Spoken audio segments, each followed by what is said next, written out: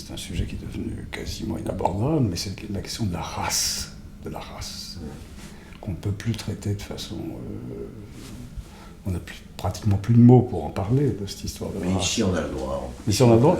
Mais la race, moi, je suis quand même frappé de voir qu'il y a des ressemblances physiques et même morales entre des gens qui n'ont aucun lien de parenté et qui n'ont en commun que d'être juifs. Vous avez une tête de juif.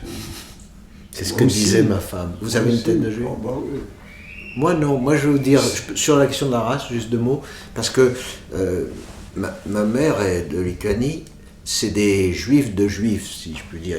Tandis que mon père, qui d'abord n'avait pas un nom typiquement juif, Apachevski n'est pas un nom particulièrement juif, c'est un nom slave, mais pas juif. Et il avait l'idée, qui est peut-être un mythe, mais pas forcément, que son ascendance, les gens derrière lui, étaient plutôt des Slaves convertis, comme les Khazars, les fameux Khazars, vous savez, dont a parlé Köstler, c'est-à-dire des gens qui ont des traits pas particulièrement juifs, même plutôt slaves éventuellement, mais...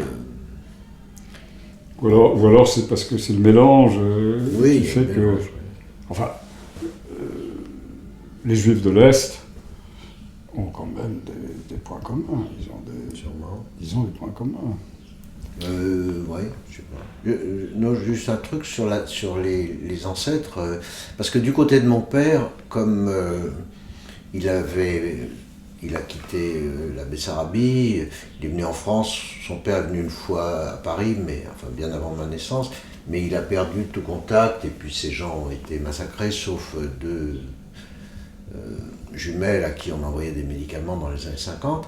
Mais récemment, un Américain qui fait des recherches sur cette famille m'a envoyé des photos, des documents, et je me suis aperçu que mon père, c'est sans doute des choses qu'il ne savait pas lui-même, venait d'un milieu chassidique. C'était un mouvement qui l'attirait beaucoup, lui personnellement. Il était un juif de formation religieuse, mais très attiré par le chassidisme, qui est quand même quelque chose d'un peu déviant, un peu particulier. Et j'étais content de voir...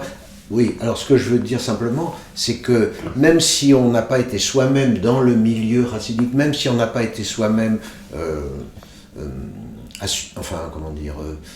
pratiquer l'étude des textes, ce que moi j'ai pratiqué un peu, comme j'ai une éducation juive, le fait qu'il y en ait d'autres dans votre milieu qui l'aient fait, je crois que ça me marque. Moi j'ai un certain type d'attention, je pourrais dire, alors ça c'est pas physique, mais quand même l'attention, la capacité d'attention, ça se voit dans le visage, dans le corps, qui est certainement, qui doit beaucoup à des générations de gens qui se sont penchés sur des livres pour essayer d'en discuter. Et ils venaient donc de Bessarabie. Oui, et après, un peu genre Badinter, quoi. Ils se sont installés où, alors, en Pologne? Non, pas du tout. Mon père est venu de Bessarabie, à Odessa, et puis ensuite il est venu en France par Nancy, comme beaucoup de juifs de l'Est. Et donc en Bessarabie, il n'a pas souffert des pogroms? Non, pas directement. Enfin, il y a eu... il était né quand il y avait 1905, l'époque où il y avait les pogroms. Bien sûr, ça comptait pour lui dans le type d'angoisse qu'il pouvait éprouver, d'inquiétude, de méfiance à l'égard de la société non juive, bien sûr. Il n'avait pas envie d'aller en Palestine, il avait envie de connaître la science, de devenir médecin, de s'ouvrir au savoir, sans couper les liens avec la tradition qu'il avait formée au départ. Pas clair. Mais il avait participé au mouvement sioniste, il avait milité. Toute sa vie, il a été sioniste, il s'en est occupé. Il a donné de l'argent. Oh, plus que ça, il était dirigeant d'organisations sionistes à Paris. Ici, à Paris. Oui. Donc, et après, même après. Des gens qui aidaient au retour. Oui, qui organisaient les congrès, qui collectaient des cotisations, qui faisaient de la propagande, qui essayaient de convaincre que c'est ça qu'il fallait faire. Mais après-guerre, il n'avait plus l'énergie nécessaire pour aller s'installer en Israël. Il a essayé, mais ça lui paraissait impossible de refaire sa vie, justement après tout ce qu'il avait fait en France. Il a été obligé de repasser 2 fois ses examens de médecine, passer le bac après coup, enfin tout ça. C'était un énorme effort, il n'avait plus la force après, à la fin de l'opération. Mais il est allé en Il Palestine. est allé, oui, il est allé, mais... Pas souvent.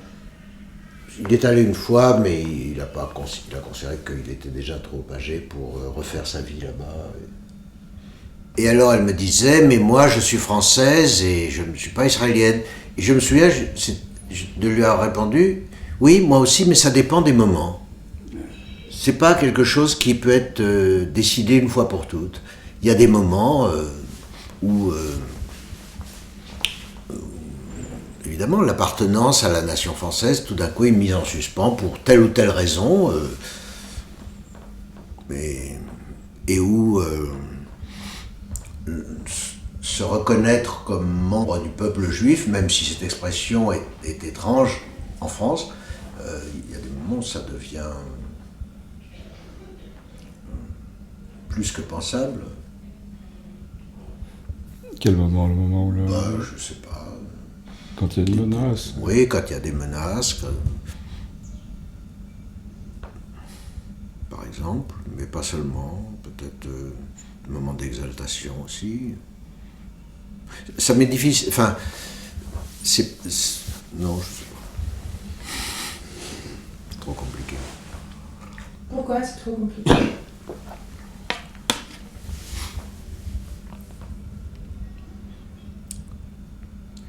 Je sais pas, c'est des situations qui sont pas propres aux gens juifs ou qui se pensent juifs. Le monde est mélangé, la France en particulier, la société française, la population, c'est mélangé. On vit des moments de qualité très différentes et on ne peut pas le décider une fois pour toutes. Je prends un exemple, c'est Vidal Naquet qui était un ami proche, qui est très caractéristique de ces gens, donc d'une fils d'avocat, j'en parle à cause de ça, qui, son père, Lucien, se considérait comme français, passant devant Chartres, il sentait que c'était sa cathédrale, il avait un désir d'identification, même, il se sentait appartenir à ce pays, ses morts étaient enterrés en France, et de façon, je sais pas, péguiste, presque barésienne, il ne voulait pas être séparé de ça. Et puis il a été mis dans la situation, on le sait puisqu'il a tenu son journal que Pierre a publié ensuite, et dans son journal il a eu cette formule extraordinaire, enfin je ne la retrouverai pas mot pour mot, mais quand il y a eu à l'automne 40, le gouvernement de Vichy a édicté les premières lois anti-juives, donc pas les Allemands, mais il a dit je ressens comme Français la douleur de ce qui nous est fait à nous les Juifs. C'était très beau, c'est une phrase contradictoire, mais qui dit bien ça, que non pas pour choisir un chemin plus contre un autre, mais pour éprouver cette division qui a été à ce moment-là imposée par la lâcheté de Pétain et de ses copains. Je ne me considère pas comme un écrivain. Si j'arrive à faire quelque chose de temps en temps, c'est à me conduire à peu près correctement et à dire les choses. Mais bon, il y a des positions diverses. Dire des choses, en effet, pas forcément. C'est une ambition très haute. Oui, c'est très haute comme ambition, c'est vrai, oui.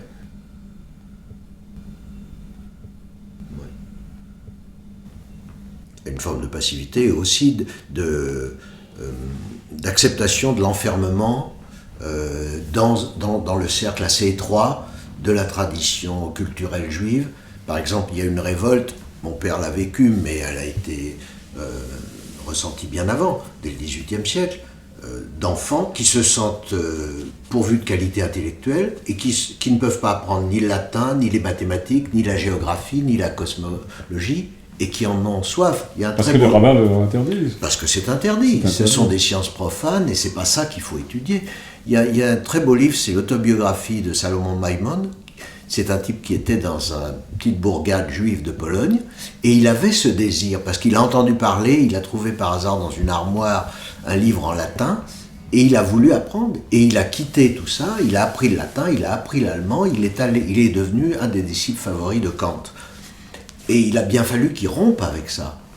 Et bien sûr, chez mon père, tout en étant, qui était très attaché à la tradition juive et qui sentait bien le danger qu'il y avait pour ses enfants, etc., mais il a voulu rompre, bien sûr, avec cet enfermement. Il a voulu connaître la science, ne pas être à l'écart, tandis que la tradition juive s'en préservait, s'en gardait. Voué à l'échec. Mais non, c'est pas voué. Vouloir construire une humanité parfaite est une entreprise vouée à l'échec. Mais aider dans la mesure, chacun dans la mesure de ses moyens, de son champ d'action, à sauver un peu la vie, n'est pas du tout voué à l'échec. Dire ça se résume à un mot, c'est tout simplement faire attention, c'est tout.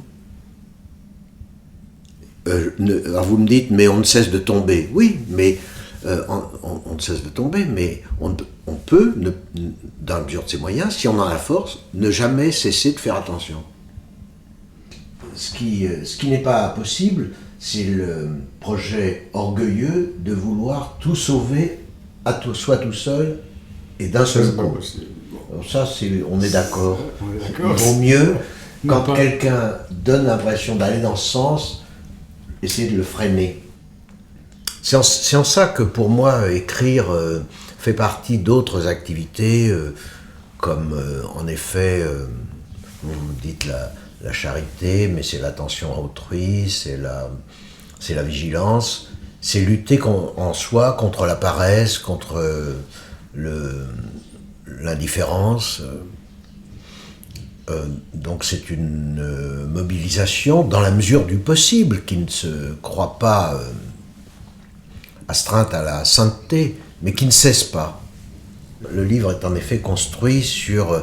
C'est une espèce d'itinéraire qui passe par la maladie de mon père, qui le conduit d'une vision relativement intellectualiste à un moment où la perte de certaines de ses facultés le remet en contact, on pourrait dire, avec ce qu'il avait tenu à l'arrière-plan, à savoir le monde des sensations. Mais c'est pas un abandon. C'est pas un abandon, c'est une autre forme d'attention. Et je prends l'exemple de ma mère parce que mon dernier livre fait diptyque avec Autobiographie de mon père. J'ai écrit un livre sur la façon dont ma mère, atteinte de démence, a sombré pendant des années dans quelque chose. Enfin, maintenant elle est morte, mais depuis 15 jours, mais elle a sombré dans une perte terrible de ses facultés. Mais j'ai eu l'impression que jusqu'au dernier moment, elle, incapable d'être présente à elle-même et au monde autour d'elle, néanmoins, elle a lutté pour ne pas se laisser aller complètement. C'est quelque chose qui me touche beaucoup. Encore une anecdote, mais moi c'est un peu juif aussi, cette histoire de raconter, de s'expliquer par anecdote, enfin, ou chrétien, mais c'est pareil. C'est qu'une aide-soignante de l'hôpital où elle était m'a téléphoné cette semaine, mercredi, et elle m'a dit, je voudrais vous dire les dernières paroles que m'a dites votre mère. Et cette femme voyait ma mère beaucoup plus que moi, parce qu'elle était en permanence à l'hôpital, moi j'y allais 2 fois par semaine pendant 1 heure. Et elle m'a parlé le 24 décembre, et ma mère donc ne me reconnaissait plus depuis des années, et ne tenait plus de propos sensés depuis des mois et des mois. Elle avait des paroles qui sortaient d'elle, en général en russe. Et cette femme qui avait un contact proche avec elle me dit, je lui donnais à manger, elle a retenu la petite cuillère, et elle m'a dit, j'ai un fils qui est très beau et très intelligent, et qui vient me voir très souvent. Bon, je ne veux pas dire quand elle me voyait, d'abord je ne suis pas sûr qu'elle a vraiment dit ça, mais cette femme peut-être a menti. C'est pas probable. Mais elle a senti que j'étais un peu sceptique, elle m'a dit, mais pourquoi je vous mentirais? Ouais. Bon, peut-être pour je sais pas, faire valoir quelque chose, mais si j'y crois, j'ai envie d'y croire un peu, je pense que ma mère, sans me reconnaître, avait en elle le souci. Elle est émue par le souci. Le souci, c'est aussi une forme de l'attention. Ce souci que Heidegger condamne comme une forme d'avilissement, pour moi, c'est le contraire. C'est magnifique, le souci. Se soucier des autres. Oui, mais même se soucier de soi soi-même. aussi. Même se soucier de soi-même, de sa propre dignité, de savoir exactement ce qu'on éprouve. et qui demeure. Alors, sur quoi ouvre J'ai l'impression d'enseigner, j'ai honte. Non, mais sur quoi ouvre cette perte ou cet amoindrissement des facultés? Sur quoi ça ouvre? Oui, ça ouvre sur quelque chose qui Ben, ça ouvre sur quelque chose de catastrophique, oui, d'abord. Mais il me semble que tout en ouvrant sur quelque chose de catastrophique, il y a la dégradation de soi, la confusion, des choses vraiment terribles. Dégradation, l'indignité, l'obligation de vivre quand on n'a plus le désir de vivre, la perte même de ce que c'est que le goût de vivre. Mais quelque chose reste qui en quelque sorte est dénudé, qui est l'aptitude à tenir, à un vouloir vivre à certains égards absurdes, quelquefois monstrueux. Quand je voyais ma mère, qui avait 101 ans, presque 102, manger avec voracité, j'assistais à quelque chose qui à certains égards était dégradant, mais c'était beau aussi parce qu'il y avait derrière tout ça ce que m'a dit l'aide-soignante, c'est-à-dire n'était pas détruit le souci de soi.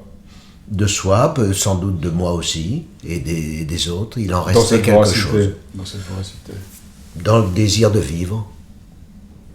Si cette phrase qu'elle a dite, et elle l'a vraiment dite, ça veut dire que jusqu'au bout, elle n'a pas... Enfin, c'est une question qui hante notre époque, quoi, de savoir, est-ce qu'on peut détruire les êtres humains par la méchanceté ou simplement par l'avilissement de la vieillesse, par exemple, ou de la maladie? Est-ce qu'on peut les détruire jusqu'à les déshumaniser complètement? Peut-être pas. C'est-à-dire qu'ils résistent toujours, il y a une résistance en eux qui se... Ça m'importe beaucoup plus que la littérature, qui pour moi n'est qu'un des moyens de porter cette chose-là. J'ai l'impression d'être un curé. On est dans la logique du vivant. Bon, on ne peut pas être sûr, mais j'ai de l'hostilité à l'égard des formes de pensée, comme, je sais pas, par exemple chez Nietzsche, qui disent que ce désir de vie n'a rien à voir avec ce qu'il y a de plus haut dans l'humanité. J'ai de l'hostilité envers ces pensées, parce qu'on n'en sait rien, et ce que je vois n'exclut pas que le désir de vivre, même d'ailleurs chez les animaux,